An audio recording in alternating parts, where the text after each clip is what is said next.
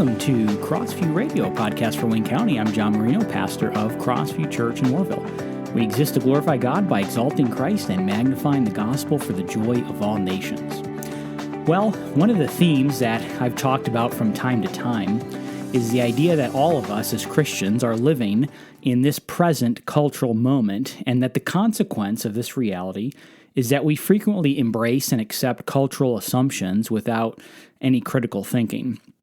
Over time, certain ideas tend to become ingrained in our cultural ethos or our worldview or our zeitgeist, and those ideas are things that we believe in without needing proof. They are assumptions. For example, most people today, including possibly most Christians, unquestionably accept the premise that we must believe in ourselves. This is irrefutable dogma in today's culture, but few people have the ability to defend this position. We just assume that we should accept this teaching to believe in ourselves and reject teaching to not believe in ourselves. Your conclusions are important, life-altering realities. But what interests me more, at least for the moment, is how we arrive at our conclusions. And in this particular instance, it's important to recognize that some of the things we believe because we've absorbed our cultural values rather than thinking through them rationally or biblically. When you understand this, it makes perfect sense that past generations could sometimes defend horrific atrocities. How could a society be okay with human sacrifice? How could a society be okay with genocide? Well, it's because these people's default operating system is to always accept the current thing, TM. If the current thing, TM, is genocide, or human sacrifice, or abortion, or homosexuality, or immorality, a society is prone to accept those values without question. I'll give you just two examples. First is the issue of slavery. Is all slavery evil? If so, have you thought that position out, or have you just absorbed it from the surrounding culture? What about what the Bible has to say about the institution? A second example is the 19th Amendment. Was that a positive thing? And if you think it was a positive thing, why? Or have you just absorbed it without questioning it? Of course, there are other examples. We could talk about different philosophies and how we tend to think without question. There's feminism and existentialism and relativism and postmodernism and expressive individualism and neo-Marxism and all of the isms. But what I want to talk to you about today is another philosophy, one that is probably not addressed all that often, and it is the reality that we are living in a therapeutic culture. And so this podcast is entitled Symptoms of a Therapeutic Culture.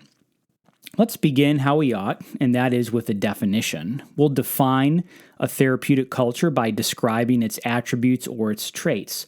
I'm going to paraphrase 3 traits of a therapeutic culture from the book Therapeutic Culture, which is actually a fascinating read. And by the way, I don't know where all the contributors are in this book in terms of whether they are believers or not, but I do find value in echoing the Apostle Paul's comments in Acts 7:28, as even some of your own poets have said. In other words, we're going to use the observations of even unbelievers here to say that even some of the poets of our present cultural moment have seen the failure of the therapeutic culture. Okay, well, here are the 3 traits, my paraphrase, and then each one will have a quote from the book here with it. The first one is this. Number 1, affirmation over self-denial. Affirmation over self-denial. We'll quote a little section from the book here. The author writes, quote, "Where once the self was to be surrendered, denied, sacrificed, and died to, now the self is to be esteemed, actualized, affirmed, and unfettered," end quote.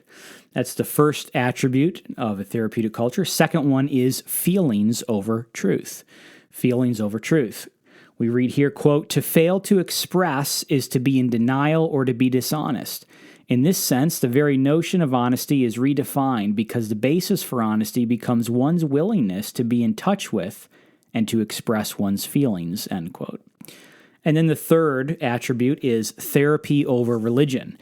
Therapy over religion. We read here, quote, or the author says that there is a, quote, new priestly class and the army of clinical psychologists, clinical social workers, psychiatrists, and other counselors and therapists that has mushroomed since the 1960s and now has the authority and role of helping individuals make sense of life in the modern world, end quote.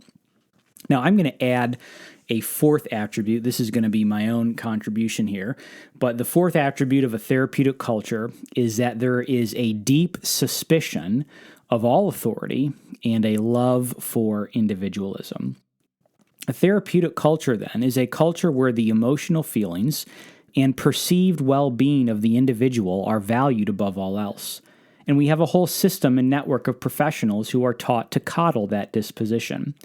We therefore have a culture of the therapeutic man, the therapeutic woman, therapeutic churches, therapeutic pastors, and so on and so forth. My position is that therapeutic sentiments and therapeutic values have triumphed in Western civilization in recent decades, so much so that we tend to adopt the values of a therapeutic culture without even recognizing it. And I will attempt to give you some of the symptoms of this problem. What is most alarming to me is that the success of the therapeutic movement is seen even in the churches, so that Christians, pastors, and churches embrace the therapeutic conclusions at the expense of Scripture. Now, we are going to get to the symptoms, not today. Lord willing, we'll get there next time. But I do want to kind of fill out a little bit of the definition here to kind of give you an idea of what we're talking about. And so then we'll pick up, Lord willing, next time with the specific symptoms. But I want to give you a little bit of texture here as far as what I'm calling a therapeutic culture. First, I'm not merely talking about therapy itself. I'm not merely talking about the therapist. I'm talking about the worldview that is all things therapeutic. Now, certainly we could talk about the failure of therapy itself, and that is part of this. Philip Reef notes on this, he says, quote, "Rather to his constant surprise, the therapy patient finds himself buried incredibly deep in a night he never consciously desired," end quote. The reason that the therapy patient finds himself buried deep in a night he never consciously desired is because of the therapeutic mindset. Again, Reef says, quote, "The religiously inclined therapists are themselves engaged in the absurd task of trying to teach contented people how discontented they really are," end quote. I discussed this briefly in the last series on trauma. The shame of the modern therapists is that they are taking healthy people and making them unhealthy. They are essentially saying to healthy people, "Oh, you poor, poor soul, you don't know how traumatized you really are. Let me show you." But now that the therapeutic culture has been exported to the masses, we have a whole society of people who, to their constant surprise, are perpetually discontent. The reason that people are perpetually discontent is because there's something at the center of the therapeutic movement that doesn't satisfy. And that something at the center of the therapeutic movement is the self. Self is at the center of the movement, and Reef says that the goal for the therapeutic man is a, quote, "sense of well-being." Of course, one ought not miss the irony in this. Those who put themselves in the center of the universe, in this, at least for this podcast, we're specifically talking about the therapeutic man. The therapeutic man, his goal is this kind of ambiguously defined sense of well-being. Everyone is supposed to deliver this to him. We'll expand on this and see how this has infiltrated the church and other parts of culture. But for now, understand that the therapeutic man, his mission is to provide himself or gain or ascertain some kind of ambiguously defined sense of well-being. He's putting himself at the center of the universe. Those who put themselves in the center of the universe, those who prioritize themselves, and those who make their happiness the most important of all, ironically, end up becoming the most miserable. Studies show, not that we need the studies, but studies do show that those who are most committed to Christ and the church are the happiest and least depressed group of people. So here's the irony stated another way. Happiness is elusive to those who seek after it. Instead, happiness finds you when you aren't looking for it. One of the ways that those who get sucked into the therapeutic vortex slowly lose their happiness is by focusing all of their energy on liberation. This is, of course, a prominent theme, and perhaps we could add as a fifth point if we wanted to the attributes of a therapeutic culture. It is that it is focused on liberation. The two poles that we have to keep in mind here are, of course, the poles of restraint and liberation. This is very important to understand in order to understand the triumph of the therapeutic in Western society.